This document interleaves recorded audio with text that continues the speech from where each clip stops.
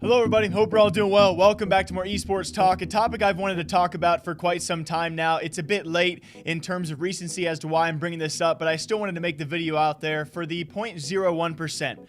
I understand that 99.99% of you guys or gals would never do these kind of things, that being sending any threats at all, threats towards family members or death threats in particular to any esports pro players out there. Recently we talked about this a while back now involving the Brazilian scene in CSGO, that being fans of MIBR. Unfortunately, some of them decided to send, well, actually a lot of them, but of course not the majority of them, right? It's still that 0.01% of those diehard fans who in particular sent death threats and tons of threats towards the way of two teenagers of an opposing CSGO team, that being Team Chaos. Now, Zeppa's actually 19 years old. I'm going to focus on Leif, who is just 16 years old in this case, guys, leading to the point where he had to protect and private his own Twitter account because of all the deadly DMs, the threats he was receiving. And this to me triggers something this is so disturbing, and that's why I'm making the video. And I will relate it to my own personal case. Obviously what Leif is probably going through and has gone through is probably far worse than what I experienced. But to relate to all of you guys, and I'm sure a lot of you watching right now are anywhere from, I don't know, 12, 14, 24. You're probably, a lot of you are very young out there. I don't think it's possible for a lot of people to really realize exactly what these pros and players go through until you experience it for yourself.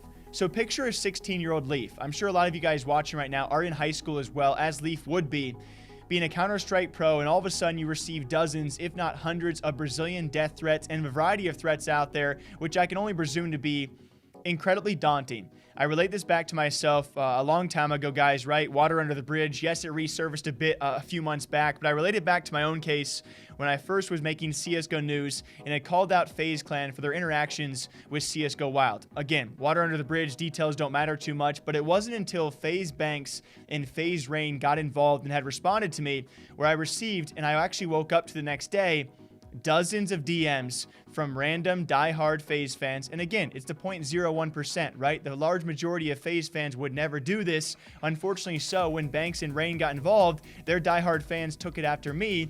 They took after my family. And I won't lie to you guys, I was nearly 20 years old at that time, and it was still one of the scariest moments I've ever gone through in still my quite short life. Until it happens to you guys, you don't really realize how scary it can be when dozens of people on the internet all of a sudden send threats. They send potential information to leak about you. They threaten your family. That is what I went through, and I cannot imagine what Leif is going through as a 16-year-old. I make that statement because I was nearly 20. He is just 16. I got a couple dozen threats. He probably got way more than that. And again, when it comes time for people on the internet to do these kind of things, you have no idea what they are capable of, and they are sending you these things. It's one of the scarier things that you can really go through. And I remember one particular instance where someone sent me a DM, and it was full of private information about my family, in particular about my mom and my sisters. Not sure how they came about this information. Maybe some of it was already public as well, but of which they then threatened me to reveal.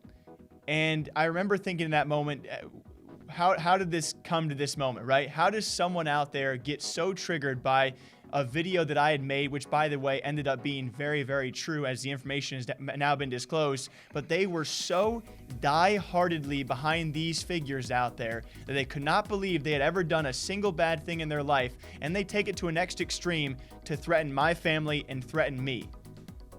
I can't wrap my head around that there's actually people out there like that, but I certainly feel for a guy like Leif in his circumstance because I can relate to that and how terrifying it might be. And so for the 0.01% of people out there who actually take their time to threaten people or players or pros or send death threats or threaten their family or to expose information about them, that is so utterly pathetic.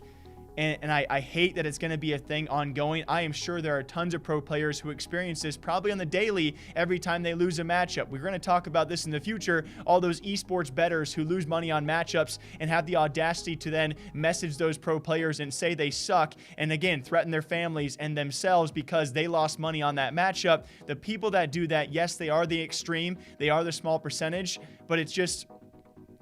I hope you guys can realize how terrifying it can be to be in the shoes of a guy like Leif or a guy like Zeppa, just 16 or 19 years old. And I hope that spreading this message can at the very least, stop someone out there from sending these kind of threats And that's my side of it. I don't know why I'm sharing this, guys. We've had a lot of support here on the channel when it comes to these kind of stories, so I really do appreciate you guys enjoying this kind of content. Wanted to share my side of things, especially when it comes to a very serious case of up-and-coming pro players, or pro players in general, no matter what the age, receiving these kind of threats and what they go through and how traumatizing that can be and affect you.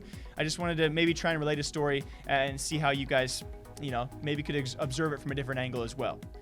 What do you guys think, though? If you guys like these kind of stories, I definitely love sharing them, and I love being able to relate at least a little bit back to myself to what they might be going through. Again, what they're going through is probably way worse, and so for that, all I can say is I cannot imagine what they're going through, and thoughts and prayers, of course, to all the players who have to experience these kind of things and get over them and learn to deal with them, as these kind of fans will persist. Hopefully that number only dwindles on in the future with videos like this. I can only hope, right?